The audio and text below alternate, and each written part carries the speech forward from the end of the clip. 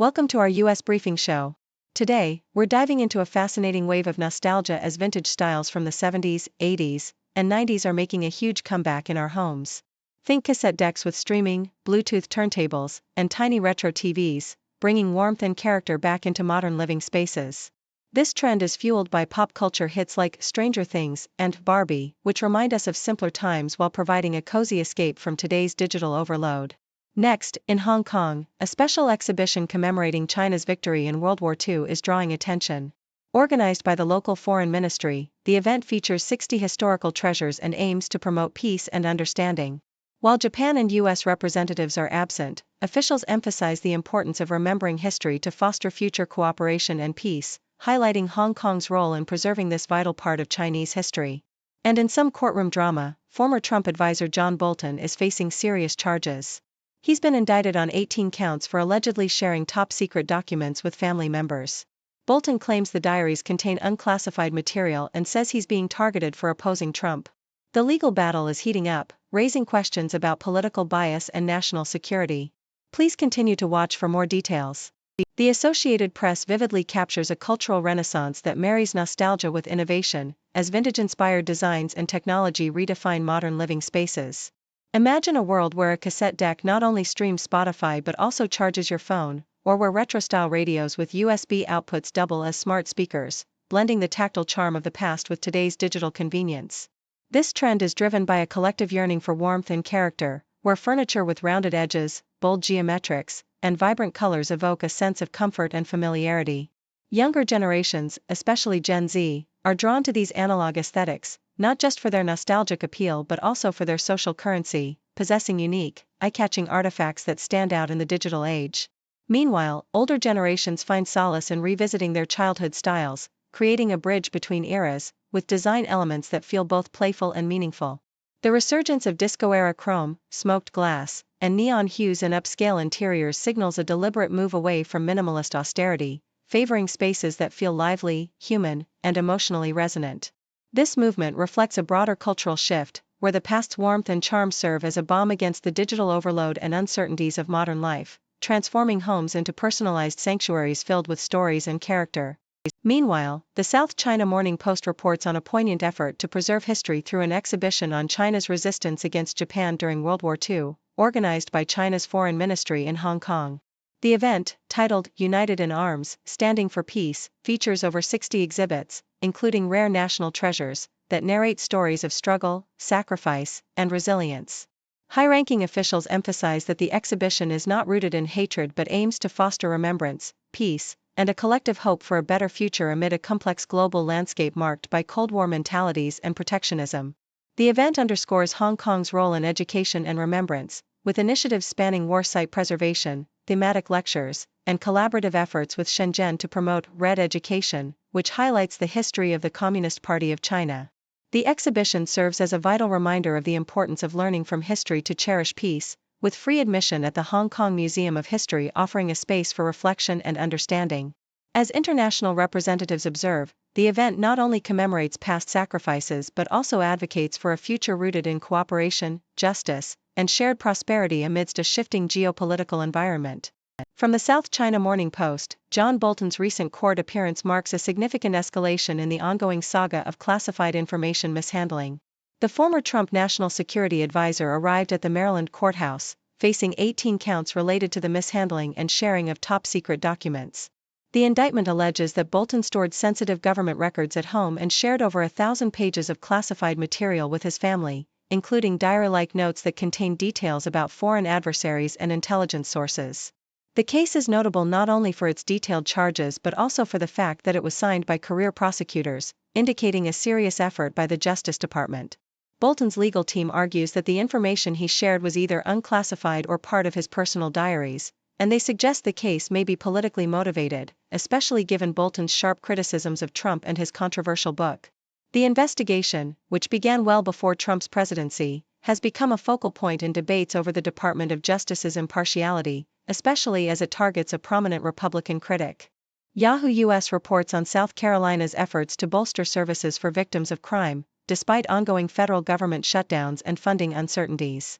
Hopeful Horizons, a key organization aiding over 1,500 survivors annually, received vital grants that ensure continued legal aid, shelter, and counseling services.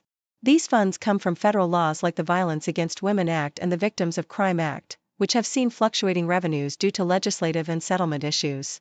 Despite the challenges, recent grants totaling over $20 million have provided some relief, enabling organizations to support victims in urgent need, especially in a state with high rates of domestic violence fatalities.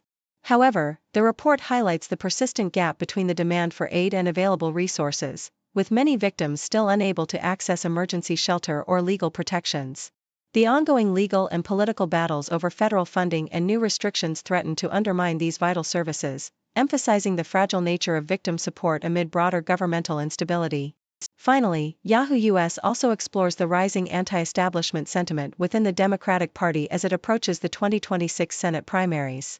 Traditionally, party leaders have dominated candidate selection, but this cycle shows a surge of grassroots challengers in key battleground states like Maine, Texas, and Michigan. Candidates such as Graham Plattner in Maine openly oppose the party establishment, criticizing its failure to effectively counter Trump and advocating for a more progressive, anti-system approach. This grassroots revolt is driven by widespread dissatisfaction with recent electoral failures and a desire for fresh leadership, even at the risk of primary conflicts. The Democratic Party's primary landscape is becoming notably more competitive and unpredictable, contrasting with the past tendency for party-backed candidates to secure nominations easily. This shift signals a potential upheaval in party dynamics, as voters demand more authentic representation and express their frustration with the status quo, setting the stage for a tumultuous primary season ahead.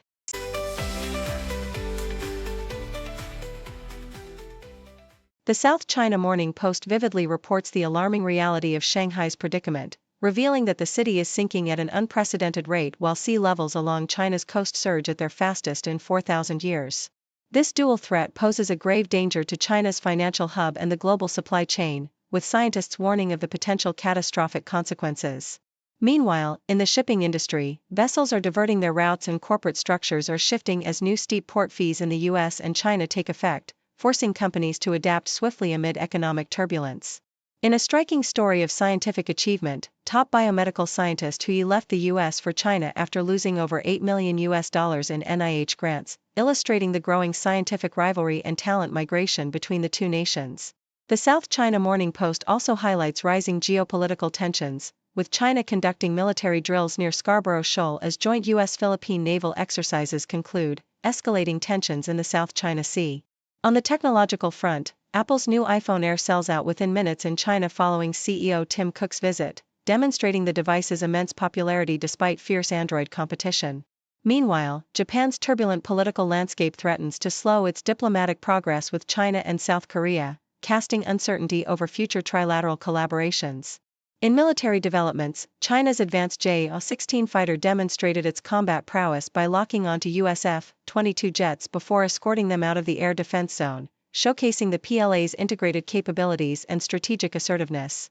The South China Morning Post further explores the complex US-China relationship, emphasizing that de-escalation might be possible if both sides adopt cautious, strategic measures. A Rand Corporation report suggests that the U.S. could stabilize relations by scaling back military activities in the South China Sea and restraining Taiwan's provocations, aiming to prevent the rivalry from spiraling into dangerous conflict. It advocates for mutual confidence-building measures, including conditional negotiations on military signaling and increased scientific cooperation, though it remains skeptical about the prospects for full collaborative coexistence without significant thawing. Meanwhile, in the U.S. automotive sector, Ford has issued a recall of over 290,000 vehicles due to rearview camera issues that could compromise safety, with free software updates scheduled to resolve the problem by March 2026, illustrating ongoing safety concerns amidst technological advancements.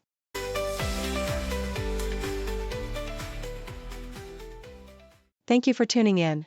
The content above showcases the latest briefing reports and analytical synopses, thoughtfully curated by the 6Do team. These insights stem from a wide array of reputable media outlets, think tanks, government sources, and specialized experts worldwide. We encourage you to explore these sources for a comprehensive perspective. Keep in mind that while the content may not always align with the official standpoint of 6Do Brief, it's not meant to be taken as absolute directives for decision-making. Comprising seasoned media professionals, learned scholars, and accomplished scientists, the 6Do team embodies a trailblazing, fully independent media entity. To customize 6Do Brief to meet your professional needs, you have the option to subscribe to a diverse array of briefings on our website, 6dobrief.com. Regardless of your location, you can conveniently receive 6Do Brief via email.